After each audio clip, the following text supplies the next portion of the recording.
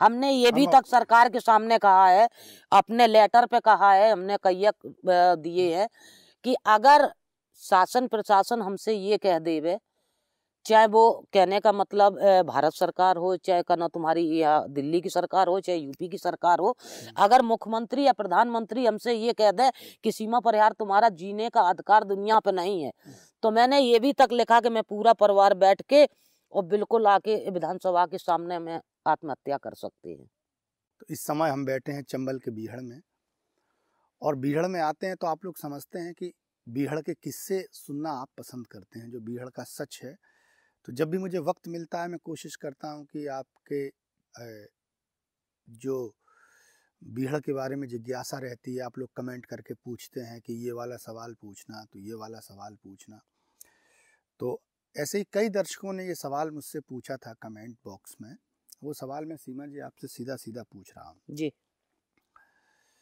ये बताइए कि मान लो जैसे अपहरण होते थे जी, आप लोग किडनैपिंग करते थे जब, तो किडनैपिंग के दौरान एक बात ये होती थी कि आप किसी भी परिवार को आपने टारगेट कर लिया, और टारगेट करने के बाद उसके बच्चे को उठा लिया, जिस भी तरीके से आपने उठाया, अपना मुखबिर लगाकर या कहीं से भी, बाद में अगर फिरौती उसने दे दी तो छुड़ा ले गया, नहीं दे दी तो कई सारे बच्चे जंगल में बने रहते थे, जैसे वो क्या नाम है, श्याम जाटव और नीलम जाटव और वो सब। लेकिन लड़कों का तो चलो ये मानते हैं कि उनके घर वाले पैसे दे देते थे तो डकैत अपहरण करते थे, लेकिन लड़कियों को, वो भी छोटी छोटी उम्र की, मतलब 12-12, 15-15 साल की लड़कियों को डकैत उठा ले जाते थे, इसके पीछे क्या मंशा उनकी रहती थी? देखिए मनोज जी, ऐसा है कि आपने सुना होगा कि जेंट्स का या लड़की का तो अपहरण डकैत फिरौती के लिए करते थे। हाँ, ये तो सुना ही है। हाँ, और जो लड़कियन का अपहरण करते थे वो कोई फिरौती के लिए नहीं करते थे, क्योंकि मैं भी 18 साल जंगल में रही हूँ, कोई ऐसी लड़की किसी गैंग ने नहीं कनो पकड़ी है कि उसको फिरौती लेके उसको छोड़ दिया गया हो।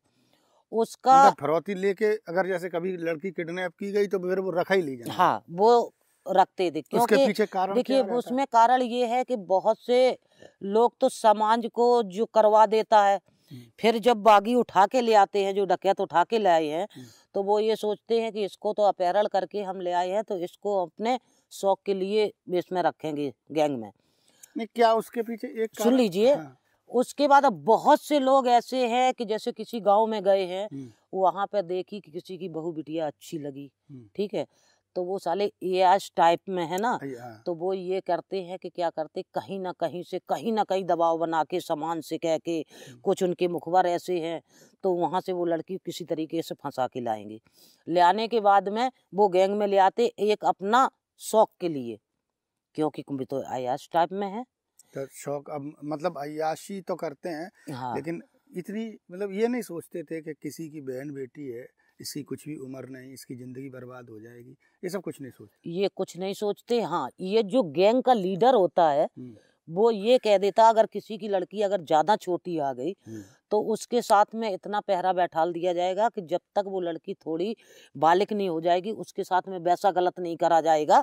और लेकिन मनोज जी, उसके साथ में वैसे सब कुछ कनौ मौज लिया जाएगा, लेकिन सिर्फ उसका शरीर से वैसा टच नहीं करा जाएगा। अच्छा। और जो ही वो कनावा लायक हुई गई तो जो उसके संग में जो लड़का डिक्लियर फरार है उसी के संग में बांध देते हैं, उसके संग में शादी करा देते हैं। मतलब इसमें गैंग लीडर का कोई काम नहीं? गैंग लीडर का कोई काम नहीं रहता है। और गैंग लीडर, हाँ, जंगल में जैसे आपने नाम सुना था निर्भय गुर्जर का और सलीम गुर्जर का, ये बदमाशों ने तो ठीक है मानते हैं कि एक आध अगर औरत ले गए, चलो उनको हो गया कि चलो वो अपने लिए ले गए, अपना भाई कनो अर्धांगिनी बना के रहे, प्रेम हो गया है। लेकिन बाने तो 3-3, 4-4, 5-5 सलीम ने रखी हैं।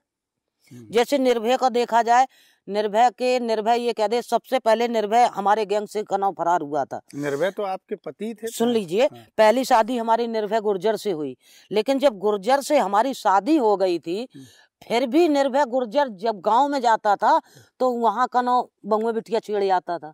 वो चीज का जब हमने पता लगा, इसको हमने अलग कर दिया।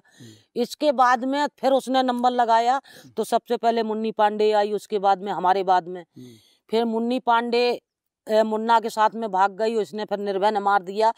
फिर एक पार्वती नाम से औरत आई, जब वो भी कनो हाजिर हो गई आके, तो उसने क्या नाम है नीलम से ब्याह किया। और ये भी सुनने को मिलता है कि सरला जाटव थी जो श्याम के संग में शादी करी गई थी, उसको भी उसने रखेल बना के रखा। तो सबसे बड़ा अयाशी तो कनो निर्भय गुर्जर हो गया। सलीम गुर्जर ने 5-5 लड़कियों को रखा गैंग के अंदर। मतलब खूब भरे पूरे गैंग रहते थे, भरे पूरे गैंग है। लेकिन इतना हो जाएगा कि जैसे अब सलीम ने 5 रखी, तो ये कहो कि पूरा गैंग उसके साथ में अत्याचार नहीं करेगा, लेकिन जो मालिक ने करा है बेस कनो 5 वही के संग में रहेंगी। ये हो जाएगा। एक आदमी के साथ 5-5 औरतें। नहीं, मेरा सवाल दूसरा था जी। ये तो जंगल की स्थिति हो, मेरा सवाल ये था कि लड़का अपहरण होके आ गया तो फिरौती दे दी उसका, तो पैसे के लिए। देखो ऐसा है कि पहले डाका डाला जाता था। पहले आपने सुना होगा कि जैसे पुराने जो मान सिंह थे, लाखन सिंह थे, मलखान सिंह रहे, और अभी तुम्हारे ये क्या नाम है विक्रम रहा, बाबू गुर्जर रहा, ठीक है, जब तक श्री राम रहे लाला राम के भाई, तब तक पहले डाका गिरते थे। और डाका खुलना गिरते थे, ऐसे नहीं कि चोरी चुप्पा से कर दें। ये पहले लोग क्या करते थे कि चिट्ठी दे देते थे कि 15 दिन के अंदर में तुम्हारे यहाँ डाका डालेंगे। तो पहले माल मिलता था डाके में। अब क्या है कि दुनिया पढ़ी लिखी हो चुकी है, तो कोई अपने घर में ना जीवर रखता था और ना क्या नाम कोई पैसा रखता था। तो वहाँ पे जो जैसे गोली चली, कभी कभी पुलिस आ गई, या गांव में जैसे लाइसेंस है वहाँ पे गोली चली, तो उसका अमलेशन नहीं निकलता है। तो इसलिए फिर जितने बागी थे इनने सबने अपनी रणनीति बदल दी, सीधा कर लिया कि इसके घर का कोई सदस्य पकड़ो, वो पकड़ने के बाद में अपना अगर लड़का या अपना पति बचाएंगे तो वो जगह बेचें चाहे मकान बेचें, हमें वो देंगे आके पैसा। तो इसलिए लड़कों का अपहरण हो लगा। लेकिन पहले के जमाने में अपहरण नहीं होता था, ये तो बाद में हुआ आके। लेकिन जितनी लड़कियां जंगल में गईं, उनकी डकैतों ने फिरौती कभी नहीं ली, अपना हवस का शिकार वहीं पर बनाया है। अच्छा, लड़कियां जाने की कभी इच्छा करती होंगी, जैसे आप ही का हुआ था जी। तो आप जब कभी कहते होगे कि मुझे घर जाना है जी, तो वो कह देता होगा जाओ, ऐसे ना नहीं किया। अच्छा। हमारे ऊपर 3-3 4-4 पहरा बैठारे जाते थे। रात के पहरा भी लगेगा 2 आदमी का, सुबह लगता था 3 आदमी का। और अगर जैसे हम लैट्रिन बाथरूम जाते थे तो जंगल में सिर्फ एक ऊंचा खाली के अलावा कुछ नहीं होता है। पहरेदार को ऐसा बैठारा जाएगा कि बाको कम से कम एक खेत का इधर उधर का दिखाए कि कहीं मैं कोई अगर पक्षी आ रहा वो भी निगाह से, तो वहीं पे लैट्रिन ज्यादा दूर नहीं जा सकते हो।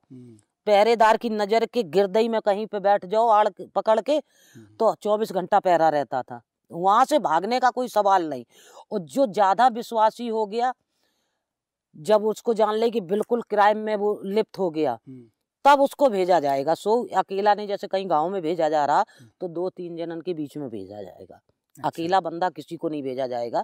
लेकिन जब जान लेता है, मनोज जी हमने 3 साल बंदूक नहीं उठाई थी। जैसे जब हमारे मम्मी पापा सब पकड़ गए थे तब मैंने बंदूक उठाई थी 4-4 साल में। फिर तो मैंने ये ध्यान लिया था कि जंगल से कभी निकलेंगे नहीं। अब तो जो कुछ 4 दिन 6 दिन 10 दिन जो कुछ जीना है, साल 2 साल यहीं जीना ही मरना है। नहीं, एक बात और होती होगी जो मुझे लगता है। हाँ बताओ।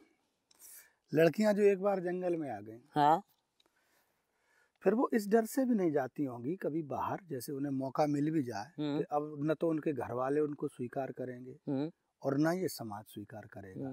तो क्या ये एक डर भी है लड़कियों के अंदर होता था कि अब तो जो कुछ भी है मेरा यही है? नहीं मनोज जी, लड़कियन के अंदर डर नहीं होता था। ये तो सभी लड़कियां, चाहे लड़का हो या लड़की हो, सब सोचता है कि अगर हमें पब्लिक ने देख लिया तो मार दिया जाएगा, अकेला देख लिया, पुलिस ने देख लिया तो मार दिया जाएगा, या उसका परिवार इतना सक्षम हो। मैंने जब वहां पे हम काफी दिन हो चुके थे, तो हमें ऐसे कई एक चांस मिलते जो हम जा सकते थे लास्ट पे, और उसी के शायद में 1-2 साल बाद लाला राम खत्म हो गए हैं, तो हम आ सकते थे। लेकिन उस टाइम पे ये डर था कि मेरा परिवार को हमने कभी अपने साथ में सरल नहीं दिया, ना कभी उनको मैंने 2 रुपए कमा के दिए, तो वो हमें क्यों अपनाएंगे। और हमारा परिवार इतना गरीब था तो ये कहते थे जी हमें जेल से कभी नहीं छुटा पाएंगे। और जिस दिन मैंने आत्मसमर्पण किया था उस दिन अपने भाई से ये बोला था जो आज दुनिया पे नहीं है, हमने कि भैया मरना जीना एक दाय होता है, तो हमें अगर मरना लिखा होगा तो मर जाएंगे, जिंदा लिखा होगा तो जिंदा रहेंगे। लेकिन मनोज जी हमने खुद अपने आप को ध्यान लिया था मैं कि कभी जेल में से निकल नहीं पाएंगे। तो नहीं, एक कभी जैसे आपको मौका मिलता, चलो हम एक सवाल पूछते हैं, अगर आपको मौका मिलता और आपका जो गैंग लीडर था वो आपसे कहता कि जाओ सीमा अब अपना घर में जाके रहना, तो आप आती? पहले तो गैंग लीडर कहता नहीं, और अगर कह भी देता तो सीमा परिहार के इतना बड़ा ऊपर इनाम हो चुका था तो घर में रह ही नहीं पाते। अगर हमें समाज देख लेती तो मार देती, पुलिस देख लेती तब भी मार देती, और पुलिस अगर देख लेती तो हमें पकड़ के कहीं गोली मारती, कहीं का जाके मुठभेड़ दिखाती। मतलब डर की वजह से? डर के वजह से नहीं, आदमी पुलिस का के डर के वजह से नहीं? जी, समाज का कोई डर नहीं? समाज नहीं, तो हमारे जो समाज में जिसका मैंने अपहरण किया है तो वो अगर देख लेते तो हमें छोड़ देते, समाज भी उस टाइम पे मार देती। क्यों मार देती? घर वाले आपको अपना लेते? घर वाले ऐसे नहीं अपनाते, बाद में अपनाते, क्योंकि घर वाले इसलिए अपना लेंगे कि हमारे साथ के लड़की के साथ में अन्याय हुआ है, इसलिए कनो घर वाले अपना लेंगे। और हम लेकिन अगर घर वालों को अगर लड़कियां जो अपनी मर्जी से चली जाएंगी, या लड़का हो या लड़की अपने मर्जी से जाए, उसको परिवार वाले नहीं अपनाएंगे। अगर उसके साथ में अगर गलत हुआ है तो परिवार अपना लेगा, मेरा मानना है, क्योंकि हमें अपनाया है हमारे घर वालों ने। वो तो आपको तब अपनाया है जब लालाराम मारे गए? नहीं, ऐसा है, कहने का मतलब ऐसा है कि जब अपराधी थे तब तो हम घर जा ही नहीं सकते थे ना। नहीं, अगर जाती तो आपके घर वालों को भी तो परेशान किया जाता। जब हम कभी नहीं गए तब हमारे घर वालों को परेशान किया गया। कभी बाप जेल में, कभी माँ जेल में, कभी भाई जेल में, रोज लाठी बज रही, रोज कुड़की हो रही। और जिस दिन हम अगर चले जाते तब तो यही पता ना पड़ता कि हमारे क्या घर वालों को किया जाता, क्या हमारा होता हाल। कुल मिला के अगर आपको मौका भी मिलता तब भी नहीं, हम नहीं है ना? नहीं। देखो जिंदगी के अनुभव कैसे होते हैं। एक लड़की जो पढ़ रही है उसको किडनैप भी कर लिया है, और उसके साथ बहुत छोटी उम्र में वो सब हुआ जो एक लड़की के लिए एक भयानक, मतलब भयानक से भयानक जो वो सोच सकते हैं, उससे ज़्यादा बदतर इनके साथ हुआ। और उसके बाद भी ये अगर जंगल से इनको मौका मिलता तो ये लौट कर अपने घर नहीं आती। तो जिंदगी एक बड़ी अजीब चीज़ है। सीमा जी, आपकी जो कहानी है ना जी, बहुत कुछ जीवन की फिलॉसफी की तरह है, जीवन का दर्शन सीखने को मिलता है आपसे जी। मैं इसलिए नहीं आपके पास बैठता उठता हूँ कि आप मतलब हमारी बहुत मतलब घनिष्ठ हैं। मैं इसलिए घनिष्ठ आप हुई इसलिए हैं कि आपकी ज़िंदगी को जिस बारीकी से मैंने महसूस किया है, तो आप एक इंस्पिरेशन हैं एक समाज के लिए कि बुरे से बुरे समय के बाद भी जीवन में कुछ अच्छा हो सकता है, एक आशा है इस समाज के लिए, है ना मनोज जी? इसीलिए हम जैसे मीडिया से या आप लोगों से सबसे जुड़े रहते हैं कि जो हमारे साथ में जो अत्याचार हुआ है, और जो मैं समाज में या फिर हम सरकार को या समाज में सबको बताना चाहते हैं कि मनुष्य का जीवन इंसान को बड़े भाग से मिलता है। ठीक है, हमारे साथ में अत्याचार हुआ है तो दूसरी बात ये है कि हम तो ये कहते भगवान हमारे दुश्मन के साथ में ना हो, और दूसरी बात ये है कि हम समाज में लौट के आए हैं तो जो हमें समाज का प्यार मोहब्बत मिल रहा है, लेकिन फिर भी हम हाथ जोड़ के निवेदन करते हैं अगर समाज नहीं अपनाएगा तो कौन हमें अपनाएगा? अब तो अपना लिया ना, लेकिन अपना लिया, लेकिन हम सरकार से फिर भी निवेदन करते हैं कि अपना तो लिया है कि लेकिन ये बताओ कि आगे की पीढ़ी हम कैसे बढ़ सकते हैं। अब हमारे क्या दिक्कत है? आगे हमारे ये दिक्कत आ रही है कि जैसे हमारा दो परिवार हमारे इस टाइम पे है। एक मेरा बेटा है, सरकार ने जो हमें शासन प्रशासन ने जो हमें जो हम समर्पण के टाइम पे जो वादा किए थे मनोज जी, वो हमें एक नहीं दिए हैं। और जो हमारे घर का कमाने वाला था उसको पुलिस ने झूठा एनकाउंटर में मार दिया 2006 में।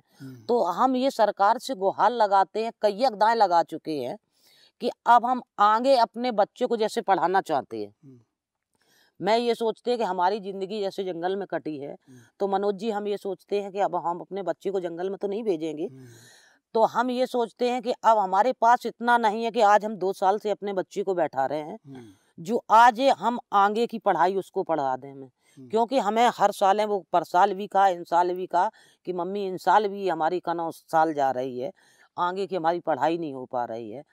तो मनोज जी हमें सब जने कहते हैं कि एक दाएं अगर किसी इंसान से गलती होती है तो उसको माफ कर दिया जाता है। ठीक है, हम सरकार से ये कहते हैं कि ठीक है, हम किस परिस्थितियों में जंगल में गए हैं वो भी हमने दर्शकों को अपने को सबको बताया है। मैं सभी दर्शकों से निवेदन करना चाहते हैं, सभी आप लोगों चैनल वालों से निवेदन करना चाहते हैं कि हमारी गुहार ये है कि सरकार से इतना तो हमें कराया जाए कि जो हम बच्चे की पढ़ाई करा लें, और अभी तक मेरे पास आवास तक नहीं है। अच्छा। हम अपने भाई के घर में रह रहे हैं, तो ये समझिए कि आज हमारे बच्चा है, कल हमारे बच्चे शादी की भाई भाई में ना बनी, जैसे हमारे भाई का बेटा है और हमारा बेटा है, उनमें आपस में नहीं बनी, तो मेरे पास इतनी जगह भी नहीं है जो आज हम अपने बच्चे को एक छत के नीचे बैठा सके। जब हमने सब समाज के सामने घुटने टेके हैं, एक इसलिए टेके थे कि चलो हमें जीने का हक मिलेगा, तो लेकिन हमें किसी ने आज दिन तक कोई सहयोग नहीं दे पाया है जो हम किसी तरीके से अपने बच्चे को पढ़ा लिखा सके या उसका जीवन यापन कर सके। कुल मिला के दुनिया में आके अभी भी कष्ट झेलते आ रहे हैं। आपकी कहानी बड़ी, तो कभी कभी मनोज जी ये भी लगता है कि भगवान ने, हम 18 साल जंगल में रहे लेकिन कोई गोली पे ऐसा नाम नहीं लिखा था जो सीमा परिहार की लग जाती। अगर वहां पे अगर हमारी जिंदगी चली जाती तो आज हमें ये कष्ट नहीं झेलना पड़ता।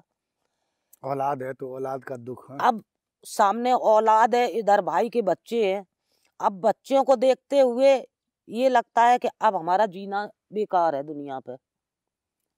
लेकिन मैं चाहे किसी आदमी के आंसू पहुंचे आए, अभी भी जो अगर हमसे सहयोग हो जाता है, मैं जाने से अगर हमारे नाम से जाने से कहूँ का सहयोग हो रहा तो मनोज जी अबे भी हम करते हैं, लेकिन मेरे आंसू पहुंचने वाला जो हिंदुस्तान में हमें कोई दिखाई नहीं देता है।